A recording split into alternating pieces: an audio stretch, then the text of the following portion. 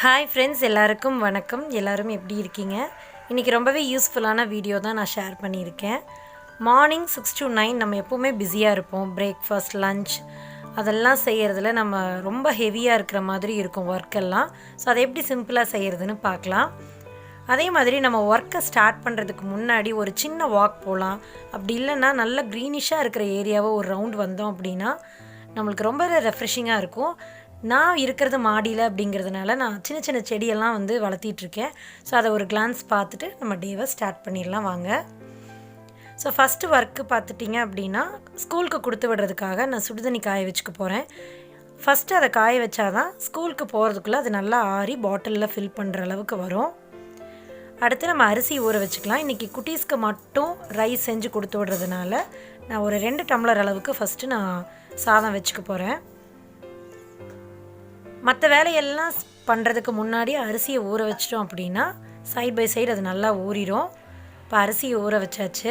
அடுத்து என்ன வேலைன்னு பார்த்தீங்கன்னா பால் காய வைக்கணும். டீ போடுறதுக்காக பால் காய வைக்கிறனோ இல்லையோ எங்கள் வீட்டு டாமிக்காக ஃபஸ்ட்டு பாலை காய வச்சுருவேன். தண்ணி மாதிரி பாலில் ரஸ்க்கு ஒன்று போட்டு அதுக்கு கொடுத்துட்டோம் அப்படின்னா அது சமத்தா படுத்துக்கும். அப்படி இல்லைன்னா நான் கதவே திறக்கலைனாலும் அது ஒரு டைமில் கதவை தட்ட ஆரம்பிச்சிடும். பால் காய வச்சு அது ரொம்ப நேரத்துக்கு கெடாமல் இருக்கணும் அப்படின்னா ஒரு சின்ன டிப் ஃபாலோ பண்ணால் போதும். ஃபஸ்ட்டு ஒரு பாத்திரத்தில், அதாவது டெய்லியும் நம்ம பால் காய்ச்சிற பாத்திரத்தில் தண்ணி ஊற்றிக்கோங்க. அதை நல்லா கொதிக்க வச்சுட்டு அதை கீழே ஊற்றிடலாம்.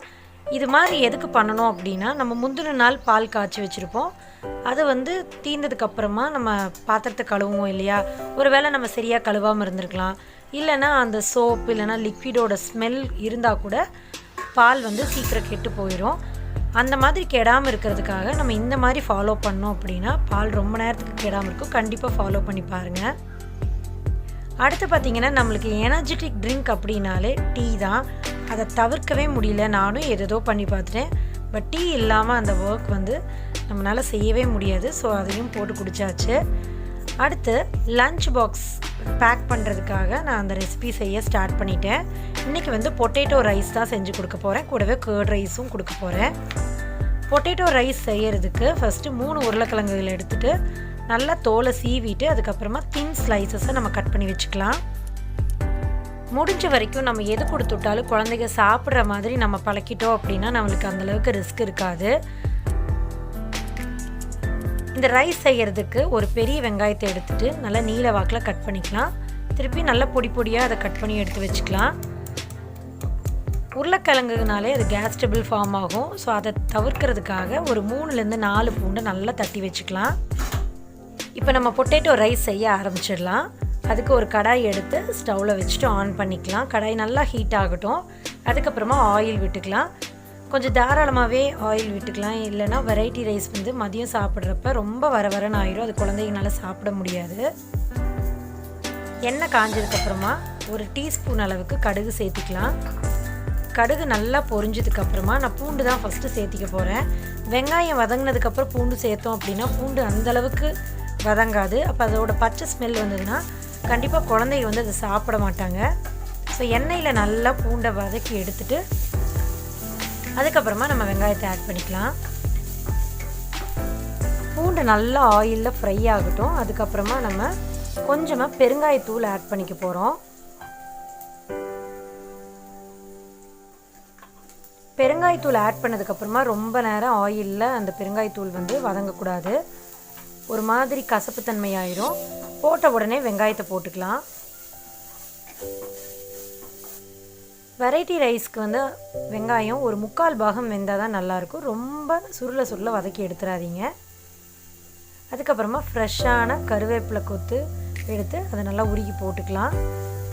எப்போவுமே நான் ஆயிலில் கருவேப்பிலையை போட்டு ஃப்ரை பண்ணிட மாட்டேன். அதோட சத்து முழுசாக கிடைக்காது. அப்படிங்கிறதுனால வெங்காயம் வதங்கினதுக்கப்புறமா தான் நான் கருவேப்பிலையை சேர்த்திக்குவேன். இப்போ கொஞ்சமாக ரைஸுக்கு தேவையான சால்ட் ஆட் பண்ணிவிட்டு நல்லா வதக்கி விட்டுக்கலாம். இப்போ வெங்காயம் நல்லா வதங்கிருச்சு. இப்போ நம்ம கட் பண்ணி வச்சுருக்கிற பொட்டேட்டோஸ் எல்லாம் சேர்த்துக்கலாம். பொட்டேட்டோஸ்லேயே 2 வகை இருக்குது. ஒன்று மாவுத்தன்மை அதிகமாக இருக்கிறது. அந்த மாதிரி இருந்தது அப்படின்னா கண்டிப்பாக கடாயில் ஒட்டும். ஸோ கொஞ்சம் தண்ணி ஸ்ப்ரிங்கிள் பண்ணி விட்டுட்டு அதுக்கப்புறமா நீங்கள் வதக்கிக்கோங்க. காரத்துக்கு தேவையான மிளகாய்த்தூள் நான் வந்து 1.5 ஸ்பூன் அளவுக்கு போட்டிருக்கேன். 1/2 ஸ்பூன் அளவுக்கு காஷ்மீரி சில்லி பவுடர் போட்டிருக்கேன். இது வெறும் கலர் கொடுக்கறதுக்காக மட்டும்தான் சேர்த்திருக்கேன். இப்போ நல்லா அதை வதக்கி விட்டுக்கோங்க. இது வதங்குற அளவாக தண்ணி சேர்த்திட்டு கொஞ்சமாக மஞ்சள் தூளும் ஆட் பண்ணிவிட்டு 3/4 பாகம் வேக வரைக்கும் நம்ம விட்டுக்கலாம். நம்ம ரைஸ் செய்கிறப்ப ரொம்ப குழைய உருளைக்கிழங்குகளை வேக வைக்கக்கூடாது. அது அந்தளவுக்கு டேஸ்ட்டும் கொடுக்காது, சாதம் வந்து பொழு பொழுன்னு இருக்காது. இப்போ ஒரு தட்டு போட்டு 3/4 பாகம் வேக வரைக்கும் நம்ம விட்டுக்கலாம்.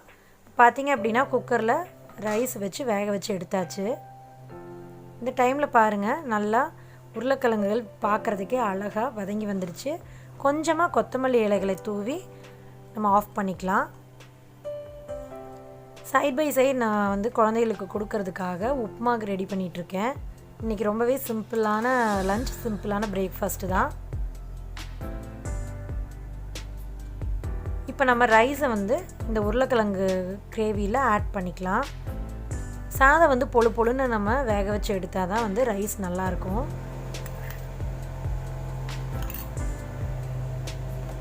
இப்போ ரைஸ்க்கு தேவையான உப்பு இருக்கா இல்லையான்னு பார்த்து செக் பண்ணிவிட்டு வேணும்னா கொஞ்சம் ஆட் பண்ணி நல்லா மிக்ஸ் பண்ணி விட்டுடலாம். ஒரு 4-5 தடவை நல்லா மிக்ஸ் பண்ணதுக்கப்புறமா ஸ்டவ் ஆன் பண்ணிவிட்டு கொஞ்சமாக ஹீட் பண்ணி எடுத்துக்கலாம். இது உங்களுக்கு பார்க்குறதுக்கு கலர்ஃபுல்லாக இல்லாத மாதிரி இருக்குது, வீடியோவில் அப்படி தெரியுதுன்னு நினைக்கிறேன். ஆனால் நேரில் பார்த்தா ரொம்ப கலர்ஃபுல்லாக ரொம்ப டேஸ்டியாக இருந்துச்சு. கண்டிப்பாக நீங்களும் உங்கள் குழந்தைகளுக்கு இந்த மாதிரி ட்ரை பண்ணி பாருங்கள். சாதம் வந்து இந்த மாதிரி உதிரி உதிரியாக இருந்தால் தான் டேஸ்ட்டாக வரும்.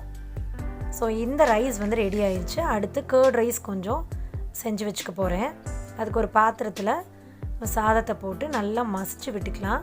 மசிக்காமல் பொழு பொழுன்னு இருக்கிற சாதத்தில் பால் தயிரெல்லாம் மிக்ஸ் பண்ணி கொடுத்தீங்கன்னா மதியம் பார்த்தா ரொம்ப இறுகி குழந்தைங்கனால சாப்பிட முடியாமல் இருக்கும். நான் எப்போவுமே அந்த மாதிரி பண்ண மாட்டேன். ஒரு சின்ன மத்து வச்சு நல்லா அதை மசிச்சு விட்டுக்கலாம். அதுக்காக நீங்கள் மிக்சியிலலாம் போட்டு அடிக்கக்கூடாது. யூஸ்வலாக வேக வச்ச சாதத்தை வந்து மிக்சியில் போட்டு அடிக்கிறது அப்படிங்கிறது ஒரு பாய்சனுக்கு சமம் அப்படிம்பாங்க. லைட்டாக நீங்கள் மசிச்சு வேணால் விட்டுக்கலாம். 3/4 வாசி பாலும் ஒரு 1.5 ஸ்பூன் அளவுக்கு தயிரும் விட்டு மிக்ஸ் பண்ணிங்கன்னா மதியம் ஆக்கிறதுக்குள்ளே அந்த ரொம்ப புளிச்சிடாமல் கரெக்டான அளவில் இருக்கும். பாருங்கள், பால் ஊற்றி நல்லா மிக்ஸ் பண்ணிக்கலாம். இப்போ ஸ்கூலுக்கு கிளம்புற டைம் ஆயிடுச்சு அப்படிங்கிறதுனால இப்போவே வந்து நான் பிரேக்ஃபாஸ்ட் கொடுத்துடலாம் அப்படின்னு கிளறி வச்சுருந்த உப்புமாவை போட்டுக்கிறேன். இந்த உப்புமாவை தொட்டுக்கிறதுக்கு வந்து நான் நைட்டு தோசைக்கு செஞ்ச சைடிஸ் வந்து கொஞ்சம் மிச்சமாயிடுச்சு. அதில் வெங்காயம், தக்காளி, காலிஃப்ளவர்லாம் போட்டு செஞ்சுருந்தேன். ஸோ அதை வச்சு கொடுக்குறப்ப கொஞ்சம் டேஸ்டியாக இருக்குங்கிறதுனால நான் அதை வச்சு பிரேக்ஃபாஸ்ட் கொடுத்துட்டேன். இப்போ பார்த்திங்கன்னா நம்ம மிக்ஸ் பண்ணி வச்சுருக்கிறது வந்து நல்லா அங்கே கலந்துருச்சு. இதுக்கப்புறம் பார்த்திங்கன்னா ஒரு 1.5 ஸ்பூன் அளவுக்கு தயிர் விட்டுட்டு தேவையான அளவு உப்பு போட்டு நல்லா தண்ணி விட்டு நல்லா கொலன்னு கிளறி கொடுத்தோம் அப்படின்னா மதியம் சாப்பிட்றதுக்கு கரெக்டான புளிப்பில் கரெக்டான கன்சிஸ்டன்சியில் இருக்கும். இப்போ நல்லா ஒரு மிக்ஸ் பண்ணிக்கலாம். அவ்வளோதான், தயிர் சாதம் ரெடி. உங்களுக்கு டைம் இருந்தால் இதை தாளித்து கொடுக்கலாம், இல்லாட்டி மாதுளம்பழங்கள் போட்டு கொடுக்கலாம். இப்போ நான் 2 பேர்த்துக்குமே அட் அ டைம் நான் பேக் பண்ணிடுறேன். ஒன்றில் வந்து பொட்டேட்டோ ரைஸ் வச்சாச்சு, அடுத்ததில் வந்து கர்ட் ரைஸ் போட்டாச்சு. இன்றைக்கி நான் வெஜிடபிள்ஸ் எதுவும் ஸ்பெஷலாக செய்யாததுனால நெல்லிக்காய் ஊறுகாய், மலை நெல்லிக்காய் வந்து ஊறுகாய் போட்டு வச்சுருந்தேன். அதை வந்து கொஞ்சம் கொடுத்து விடலான்ட்டு பேக் பண்ணிகிட்ருக்கேன். நான் நிறையா தான் போட்டு கொடுக்குறேன், ஏன்னா அவங்க ஃப்ரெண்ட்ஸ் கூட ஷேர் பண்ணி சாப்பிடுவாங்க அப்படிங்கிறதுனால கொஞ்சம் நிறையாவே தான் போட்டு கொடுத்துருக்கேன். அவ்வளோதான், நம்ம லஞ்ச் பாக்ஸ் எல்லாமே பேக் பண்ணியாச்சு.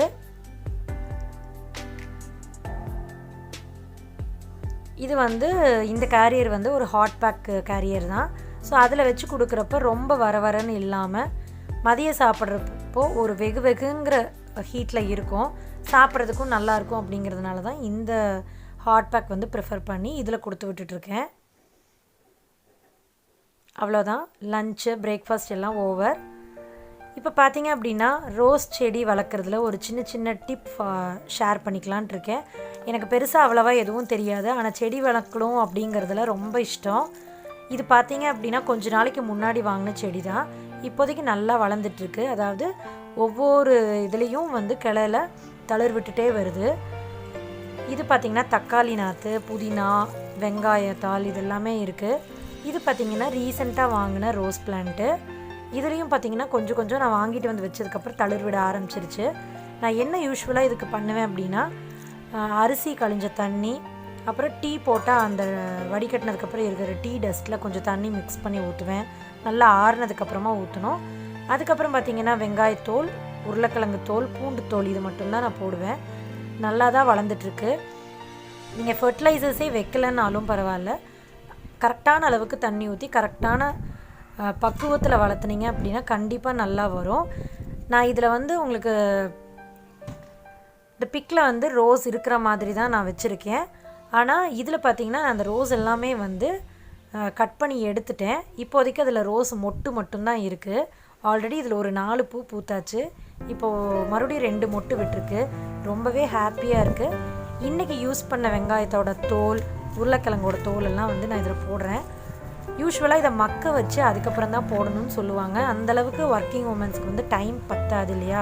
ஸோ அதனால் நம்ம அப்படியே போட்டுக்கலாம் அப்படின்னு சொல்லி தான் போட்டுட்ருக்கேன். முழுசாக கிடைக்கிற சத்து இல்லாட்டியும் பரவாயில்ல, ஓரளவுக்கு சத்து கிடைக்கும் அப்படிங்கிற நம்பிக்கையில் தான் நானும் போட்டுட்ருக்கேன். இன் ஃப்யூச்சர் இன்னும் நிறைய செடி வளர்க்கணும் அப்படின்னு ஆசைப்பட்றேன். செடின்னா மண் தொட்டிலையோ சிமெண்ட் தொட்டிலையோ எல்லாம் நான் வளர்க்கல. வீட்டில் நம்ம யூஸ் பண்ணிகிட்டு இருந்த பழைய பக்கெட்ஸ், நல்லா பெரிய பெரிய பக்கெட்டில் தான் வச்சுருக்கேன். பெரிய பக்கெட் யூஸ் பண்ணுறப்போ நல்ல நிறைய மண் கிடைக்கும், அதுக்கு சத்து தேவையான அளவுக்கு கிடைக்கும். அப்படிங்கிறதுனால தான் இந்த மாதிரி பண்ணிகிட்ருக்கேன். கண்டிப்பாக இந்த வீடியோ உங்களுக்கு யூஸ்ஃபுல்லாக இருக்கும்னு நினைக்கிறேன் ஃப்ரெண்ட்ஸ். மறுபடியும் ஒரு இன்ட்ரெஸ்டிங்கான வீடியோவில் பார்க்கலாம். தேங்க்யூ.